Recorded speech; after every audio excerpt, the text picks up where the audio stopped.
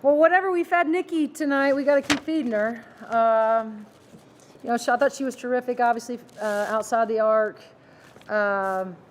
Grace Berger is Grace Berger. She's really good. But what I was, happy with or most proud of was Allie Patberg. She goes 2 for 10, 0 for 6 from three-point line, but still has, 10 assists. And that's such a great lesson for your players, right? Because we talk to them all the time about getting caught up in their stats and then points and rebounds.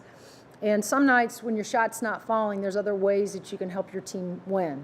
And she's a great example tonight for all of our team, but especially those young guys that are trying to figure some of this stuff out, that you can still impact the game even though your shot might not go down like it didn't tonight for her. She got great looks.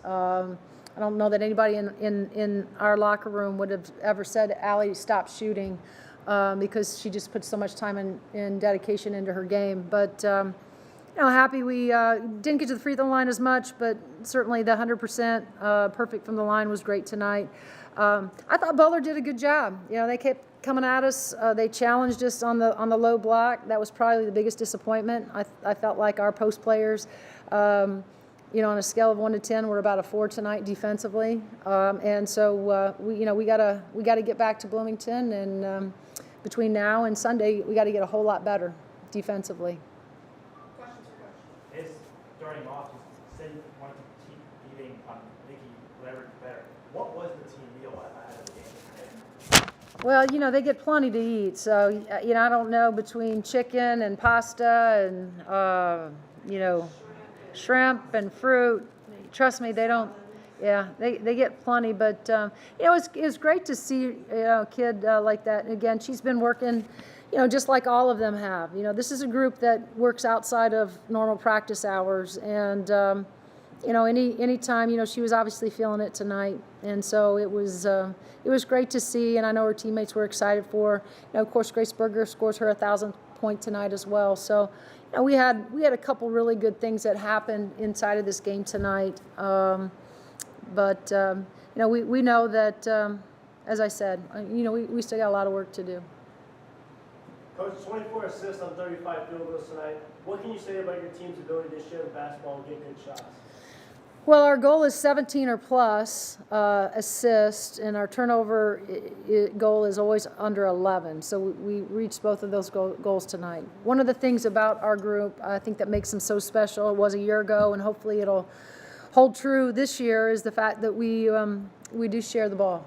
And I think we will give up a good shot for a great shot, and that's what I like about this team. They're a bunch of unselfish kids that they just they enjoy playing together, but they also enjoy sharing the spotlight. Not one of them feels like there's room for enough of them, right, to be great players. And I think that's what you see when they step out on the floor. Not that they just enjoy each other, they enjoy playing with each other, but just they're really unselfish.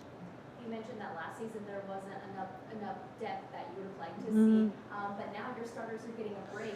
Chloe's coming in. Yeah. So how important is that for your starting five to get that kind of bench to?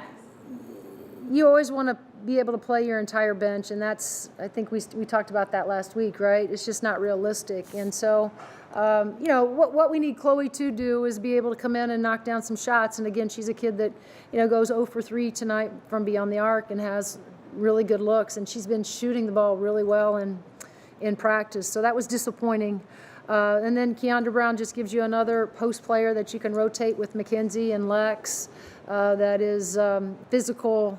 And obviously, she has great touch around the rim as well. And so it's nice to have those, although I'd like to see Caitlin Hose come in and be more productive, and not on the offensive end. I want her to be more productive defensively. She has to be able to box out and rebound for us, and be able to help us execute offensively without thinking score. But it's first game, and we're going to have so much right in this game, because this game counts, towards our season, that we're going to be able to show our kids, and our group, my staff does an outstanding job. We'll fix some of these things, and the great thing about all these these things that I'm talking about are all fixable. And so we'll get back to work, and come Sunday we'll be ready to roll. The free throws are very fixable. I mean, Yeah, 100%, well. that's amazing. I remember last week you said that's something that you wanted to work on. Sure. So is that something that you hit hard on in practice this week? We have, one of the things about this group is if they don't have to run, they don't want to run, and so there's something about being able to give them a certain amount of free throws they have to hit, or percentage that helps them with their focus. So I hope we can hold true to this, and those are where we have to manufacture points, are from the free throws, and I really believe the layups. It's an easy game if you can hit those two things. It's amazing how many games you can win, and it's amazing how many games you can lose if you don't do those two things. And so I'm really happy with the way we shot it, and we climbed out of the 20s in our three-point. We shot too many. 26 threes is too much for this group. But it seemed like our players are told if you're open and you've been working extra and doing more and doing extra, then you have the green light to shoot it. I'd just like to see a couple more of those go down for them. Coach, it felt pretty neck and neck to start the game, but about mid-second game, you guys were able to grab all momentum, just kind of run away with it methodically. What do you credit that to? Well, again, give Butler credit. They put pressure on us to have to sit down and guard one-on-one, which we did not do a very good job of. But then also, we had problems tonight with their post players, and I think it was just we just continued to challenge our group, right? Whether it was halftime, whether it was in timeouts. There's one of the nice things about having a veteran group is they kind of already know what they have to do, but it's being able to go out and execute. So our job is really just to challenge them inside of every one of those timeouts, that what we're doing is not good enough. And I thought that's kind of, and then Nikki, obviously, she obviously was somebody we could count on, offensively. And I think anytime that you can build a lead, you feel like maybe defensively, your intensity can go up just a little bit more. But I do think that at the end of the day, Grace Berger and Nikki were two young ladies that were difficult to guard tonight. I thought they kept Matt quiet. She's really good, and I thought Allie Patberg obviously didn't shoot the ball very well. But I'm just crediting that to having a veteran group. They don't get, and this is the thing about us last year. We just when things get tight, when we've been down, it's like we have a resiliency about us, but we just don't blink. It's just like, okay, we just got to kind of figure some things out, and if we can figure some things out and then regain the lead, then we can just continue to build on the lead. And I think that's what you saw this group do tonight.